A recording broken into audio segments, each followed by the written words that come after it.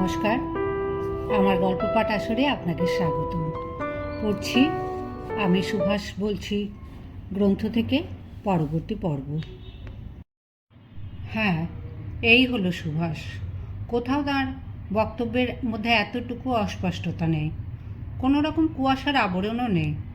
তার এক কথা, যেভাবে হোক, যে কোনো পন্থায় হোক, আগে নিজের দেশের স্বাধীনতা, তারপর পরের ভাবনা। দেশের স্বার্থ ক্ষুণ্ণ করে পৃথিবীর জন্য চোখের জল ফেলে বিশ্ব মানব স্বাস্থ্যে তিনি প্রস্তুত নন। এ হলো 1933 থেকে 1935 সালের ঘটনা। তখনও যুদ্ধ শুরু হয়নি। তারপর 6 বছর কেটে গেছে। দীর্ঘ 6 বছর বাদে আবার সুভাষ এসে পা দিলেন সেই বার্লিনের মাটিতে। তবু সেদিনের সেই বার্লিন আর আজকের বার্লিন এক নয়। ক্ষমতাদীপ্ত বার্লিন আজ পৃথিবীর বিস্ময়। রাশিয়ার কিছু হলো না, দেখা যাক এবার এখান থেকে কিছু করা যায় কি না। 9 এপ্রিল সুভাষ সহযোগিতার শর্ত জানিয়ে সর্বপ্রথম একটি গোপন স্মারকলিপি পাঠিয়ে দিলেন জার্মান সরকারের কাছে। সেই দীর্ঘ স্মারকলিপি থেকে কিছু কিছু অংশ আমি এখানে তুলে দিচ্ছি। ব্রিটিশ সাম্রাজ্যবাদ শুধু ভারতের মুক্তির পথেই নয়, পৃথিবীর মানব সমাজের অগ্রগতির পক্ষে সবচাইতে বড় প্রতিবন্ধক। ভারতের প্রতিটি মানুষ আজ কামনা করে যে এই যুদ্ধে ব্রিটিশ সাম্রাজ্যবাদ চিরদিনের মতো ধ্বংস হোক, কারণ ব্রিটিশ ধ্বংস হলেই ভারত তার বহু আকাঙ্ক্ষিত স্বাধীনতা অর্জন করতে পারবে। ভারতবর্ষ ব্রিটিশকে তাদের শত্রু বলে মনে করে, সুতরাং তাদের পরাজয়ের ব্যাপারে স্বভাবতই তারা সক্রিয়ভাবে সহযোগিতা করবে। সেই সহযোগিতা পেতে হলে, অক্ষশক্তি জয়ী হলে ভারতবর্ষ স্বাধীন হবে। সর্বাগ্রে এই প্রতিশ্রুতি দিতে হবে। ইউরোপে একটি স্বাধীন ভারত সরকার গঠন করতে হবে। প্রতিটি মিত্র রাষ্ট্রে স্বাধীন ভারত সরকারের কূটনৈতিক দূতাবাস স্থাপন করতে হবে। বিদ্রোহের সহায়তার জন্য ভারতকে আফগানিস্তানের পথে প্রয়োজনীয় সাহায্য পাঠাতে হবে। এবার সবচাইতে উল্লেখযোগ্য অনুচ্ছেদটির লক্ষ্য করো মল্লিকা। ব্রিটিশ প্রভাব ও প্রতিপত্তি দূর করতে হলে বর্তমানে রাশিয়ার সঙ্গে জার্মানির যে বন্ধুত্বপূর্ণ স্থিতাবস্থা রয়েছে তা রক্ষা করতে হবে। মুক্তি সংগ্রাম, সুভাষচন্দ্র বসু। পটসডাম প্লাজের হোটেল স্প্ল্যানেডে বসে শুরু হলো অন্তহীন প্রতীক্ষা। স্মারকলিপি পাঠিয়ে দেওয়া হলো। এবার কি জবাব আসে দেখা যাক। কোথায় জবাব, কোথায় কি? কোনো সারা শব্দ নেই পররাষ্ট্র দপ্তরের। এমনি করে দিনের পর দিন, সপ্তাহের পর সপ্তাহ, তবু এতটুকু আশার আলো দেখা গেল না কোনো দিক থেকে। কেন পররাষ্ট্র দপ্তরের এই অকারণ নিস্তব্ধতা? এর কোনো কারণ ছিল কি? হ্যাঁ ছিল। জার্মানি তখন নতুন পরিকল্পনা নিয়ে ব্যস্ত, তার সময় কোথায়? তাছাড়া পদে পদে ভয়, পদে পদে সংশয়। সুভাষ বোস যে ব্রিটিশের গুপ্তচর নন তা কে বলতে পারে? সুতরাং আগে থেকেই সব কিছু ভালো করে যাচাই করে নেওয়া প্রয়োজন। কিন্তু না, তাই বা কী করে সম্ভব? কলকাতার জার্মান কনসালেট থেকে যে শোনা গিয়েছিল ঠিক তার বিপরীত কথা। কাবুলের জার্মান কনসালের বক্তব্য তাই। সুতরাং সন্দেহের কোনো প্রশ্নই ওঠে না। German Foreign Office was very well informed about Bose through its pre-war Council General in Calcutta and also from its representative in Kabul. The Foreign Office had all the information about his great past and knew from their reports that as an active fighter against British imperialism, Bose could be trusted with any help that the government thought fit to be extend to him. সুতরাং সেদিক থেকে নিশ্চিন্ত। সুভাষ বসুর অতীত জীবনী তার সবচাইতে বড় সাক্ষী। সেদিক থেকে ভয়ের কোনো কারণ নেই। ভয়ের কারণ রয়েছে অন্যত্র। লোকটা যেমন জেদি তেমনই স্পষ্ট বক্তা। এখানে লোককে কোনো রকম প্রতিশ্রুতি দিতে হলে সব কিছু ভালো করে দেখে নেওয়া প্রয়োজন। কথাটা মিথ্যে নয় মল্লিকা। সুভাষকে জার্মানরা ভালো করেই চিনেছিল বছর কয়েক আগেই। সুভাষ তখন ভিয়েনাতে। ভারতবর্ষ ব্রিটিশ সাম্রাজ্যের রত্নখনি, অথচ সেই ভারতবর্ষ আজকে না স্বাধীনতা চায়। কি অন্যায় কথা! ভারতবর্ষ হাতছাড়া হয়ে গেলে আর রইল কি? তাই পৃথিবীর চোখে ভারতবাসীকে হেয় করার জন্য সুসভ্য ব্রিটিশ সরকারের কত রকমের অপচেষ্টা। উদ্দেশ্য মহৎ, বিশ্ববাসী তাকে দেখুক যে ভারতবর্ষের আসল পরিচয় কী, তারপর তারাই বলুক যে হেন অন্ধকারে আচ্ছন্ন ভারতবর্ষকে স্বাধীনতা দেওয়ার কোনো মানে হয় কি না। ছবির পর ছবি, ইন্ডিয়া স্পিক্স বেঙ্গলি, এমনি কত যেসব ছায়াছবি, উদ্দেশ্য সেই একই, অর্থাৎ ভারতবাসীরা যে মানুষ হিসেবে কত নিম্ন স্তরের তা দেখে নাও, তারপর তোমরাই বিচার করো। সব শেষে এলো এভরিবডি লাভস মিউজিক। এই ছবিতে যা দেখানো হলো তা আরও কুৎসিত। একটি দৃশ্যে দেখানো হলো স্বয়ং গান্ধীজি নেংটি পরে বল ডান্স করছেন এক ইংরেজ মহিলার কণ্ঠলগ্ন হয়ে। গান্ধীবাদী নেতা বলে পরিচিত কংগ্রেসের অনেকেই সেদিন ইউরোপে ছিলেন, কিন্তু এ ধরনের কুৎসিত অপপ্রচারের বিরুদ্ধে একটি প্রতিবাদ ধ্বনিও শোনা গেল না কারো মুখ থেকে। একমাত্র প্রতিবাদ করলেন সুভাষ। খবর শুনে সেই মুহূর্তেই তিনি আর্কবিশপ কার্ডিনালের কাছে ছুটে গিয়ে গর্জে উঠলেন রুষ্ট বাঘের মতো, এক্ষুনি এই ছবি বন্ধ করবেন কি না আমি জানতে চাই। ছবি বন্ধ হলো, শুধু ভিয়েনাতে নয়, বন্ধ হলো গোটা জার্মানি থেকেই।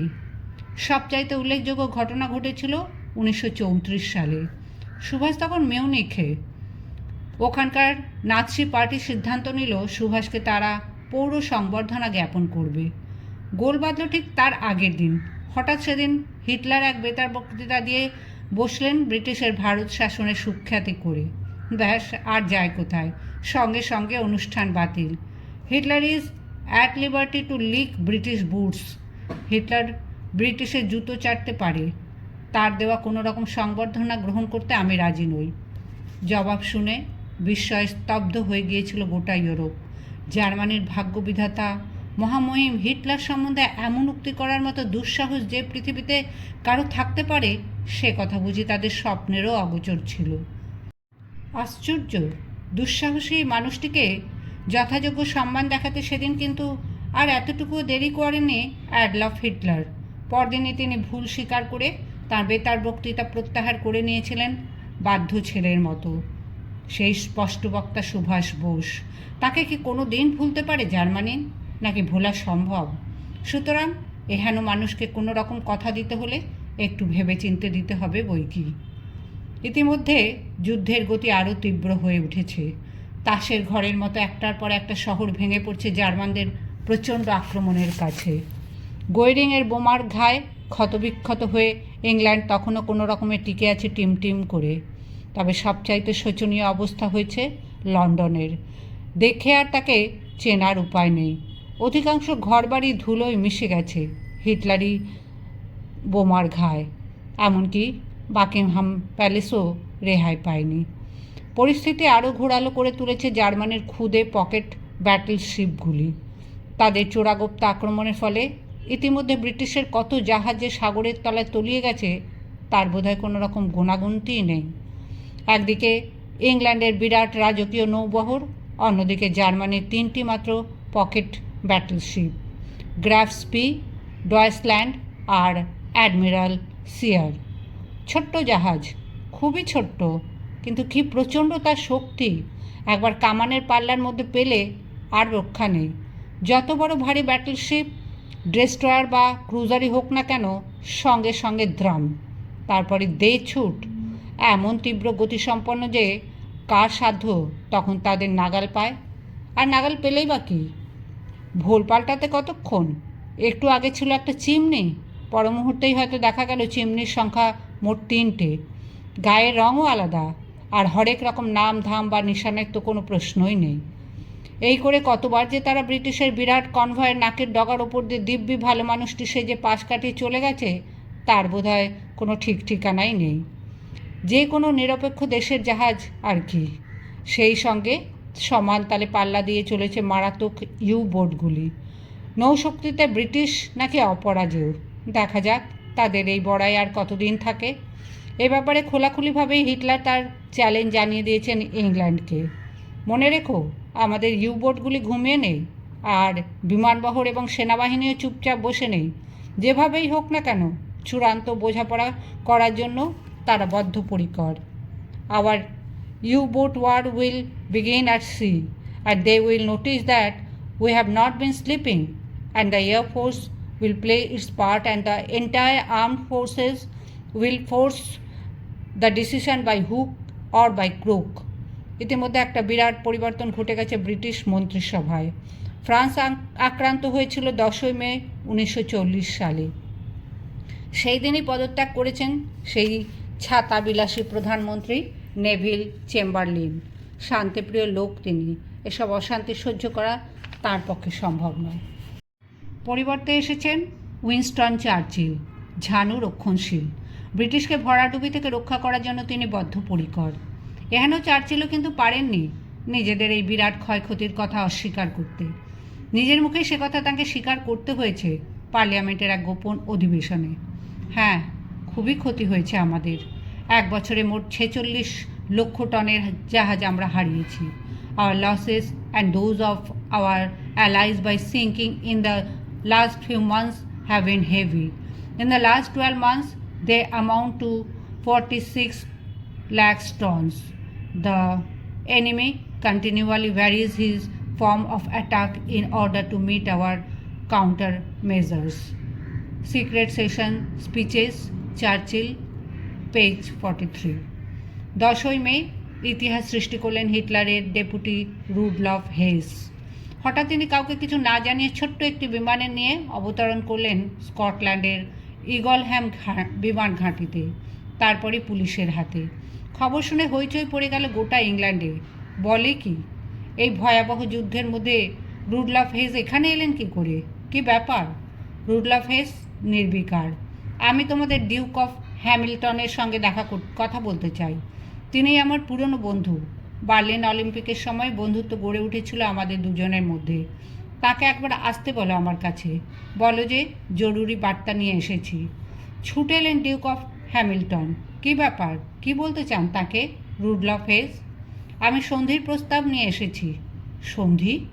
নিজের কানকেই বুঝি বিশ্বাস করতে পারলেন না ডিউক অফ হ্যামিল্টন। হ্যাঁ, সন্ধি। মোট 3টি শর্ত। 1, আমাদের সমস্ত পুরনো উপনিবেশগুলি ফিরিয়ে দিতে হবে। 2, তোমরা এখানে নিশ্চিন্তে বসবাস করতে পারো। আমরা তোমাদের ভালো মন্দ কোনো ব্যাপারে থাকবো না। তোমরাও ইউরোপের কোনো ব্যাপারে নাক গলাতে যেতে পারবে না। 3, সন্ধির শর্ত আলোচিত হবে অন্য কারোর সঙ্গে, তোমাদের প্রধানমন্ত্রী চার্চিলের সঙ্গে নয়। ওই গুঁয়ার গোবিন্দ লোকটাকে আমরা একদম সহ্য করতে পারি নে। ডিউক অফ হ্যামিল্টন স্তম্ভিত। বলে কি, লোকটা কি সত্যি সুস্থ নাকি বিকৃত মস্তিষ্ক? না, ঠিকই বলেছি আমি। অবশ্য আমার এখানে আসার খবর ফুয়ের আর কিছুই জানেন না। তবে তার জন্য তোমাদের ভাবতে হবে না। তাকে বলে কয়ে রাজি করানো আমার কাজ। এখন তোমরা রাজি আছো কিনা বলো। রাজি হলো না ইংল্যান্ড, হবার কথাও নয়, কারণ এ শর্ত মেনে নেওয়া পরাজয়েরই নামান্তর মাত্র। ওদিকে খবর শুনে হিটলার চোটে লাল। এত বড় স্পর্ধা রুডলফ হেজের! কার হুকুমে সে ইংল্যান্ডে গেছে সন্ধির প্রস্তাব নিয়ে? কী অপমান! না, এর একটা বিহিত করতেই হবে। ঠিক আছে, ফিরে আসুকও জার্মানিতে। এলেই ওকে গুলি করে হত্যা করা হবে। ফিরে আসা কিন্তু আর সম্ভব হয়নি মল্লিকা। সেই থেকেই তিনি কারাগারে। তারপর 30 বছর কেটে গেছে, এখনও তার কারা জীবন শেষ হয়নি। কোনো দিন শেষ হবে কি না কে জানে। কিন্তু একটা প্রশ্ন মল্লিকা, সত্যি কি সেদিন তিনি স্বেচ্ছায় ইংল্যান্ডে গিয়েছিলেন, নাকি যা কিছু করেছিলেন সবই হিটলারের নির্দেশে? নইলে ব্রিটিশের প্রতি হিটলারের প্রচ্ছন্ন মমত্ব বোধের কথা তো এখন আর কারোরই অজানা নয়। ডানকার্কের সেই ঘটনাই তো তার সবচাইতে বড় প্রমাণ। নইলে কিসের অভাব ছিল সেদিন জার্মানির? কি তার ছিল না? হিটলারের যদি ব্রিটিশকে ধ্বংস করার এতটুকু ইচ্ছা থাকতো, তাহলে একটি প্রাণীর পক্ষেও সেদিন ইংল্যান্ডে ফিরে যাওয়া সম্ভব হতো না।